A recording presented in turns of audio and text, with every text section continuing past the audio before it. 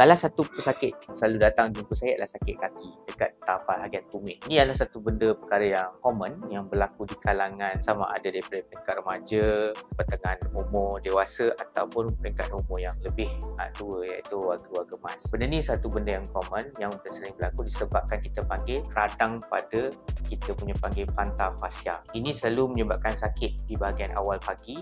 Bila kita bangun pagi, sakit sangat doktor, tak boleh nak pijak. Bangun pun kena berpapah-papah. Jadinya benda tu bila tu berlaku ialah salah satu tanda kita mengalami plantar fasciitis. Benda ni boleh datang dan hilang. Dia sakit sekejap, lepas tu tiba-tiba dia hilang dengan tiba-tiba pun dia boleh hilang tanpa jumpa dengan doktor. Dan ada pesakit yang mengalami sakit yang berpanjangan yang sehingga perlukan rawatan. Rawatan yang pertama yang kita berikan untuk sakit plantar fasciitis, selanjutnya kita kena tahu sama ada dia punca daripada masalah tapak tu sendiri, plantar fascia band tu, ataupun ketegangan pada kaki standard kita ataupun struktur-struktur lain yang alami masalah. Jika benda ni berlaku, kita rawat mengikut kawasan di mana yang ada masalah. Itu yang pertama. Yang keduanya, jika masalah itu hanya disebabkan oleh plantar fasciitis, rawatan yang paling minimum untuk pesakit adalah fisioterapi, dan juga kita berubah suai daripada segi kasut itu sendiri. Sebab kasut yang tidak sesuai juga boleh menyebabkan radang pada kawasan tumit itu. Jadi kita tambahkan tapak yang lebih baik ataupun kita bagi silikon pada tapak kaki itu sendiri, dan kita berjalan. Dan bila bangun pagi itu, kita bukan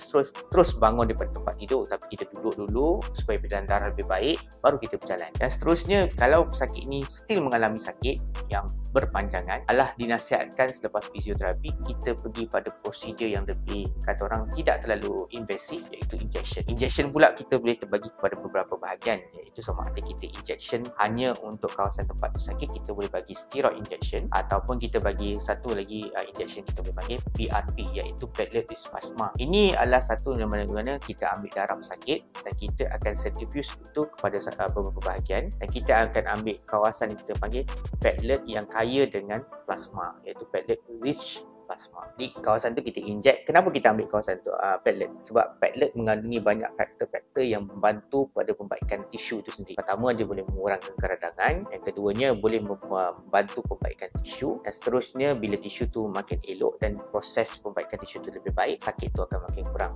dan radang pun makin kurang. Sementara injection menggunakan steroid, dia memang cepat, immediate relief, tapi dia ada risiko-risiko lain. Dia boleh menyebabkan jangka masa panjang kawasan plantar band kita akan menjadi lemah. Bila lemah, dia mudah koyak dengan sendirinya dan sakit akan berulang balik. Kebanyakan masa bila kita inject steroid ni, dia punya jangka masa tahan dia lebih pendek dibandingkan dengan PRP. So seterusnya, selepas dah makin elok, kita sambung fisioterapi balik. Jika sakit tu makin tak kurang, kita ada surgery ataupun benda-benda lain yang kita boleh offer. Yang itu, kalau nak tahu, tunggu video selanjutnya.